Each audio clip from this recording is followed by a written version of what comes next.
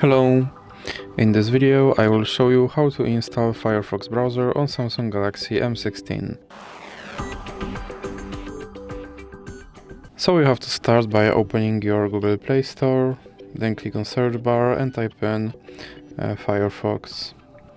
Now click search and click install.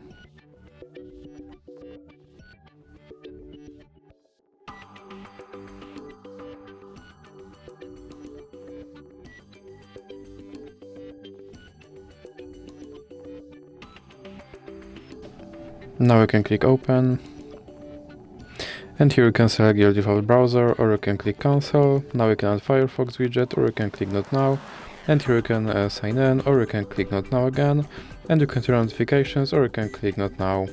And as you can see, my Firefox browser is now installed and is ready to use. So that's it for this video. If you liked it, please remember to leave a like and subscribe.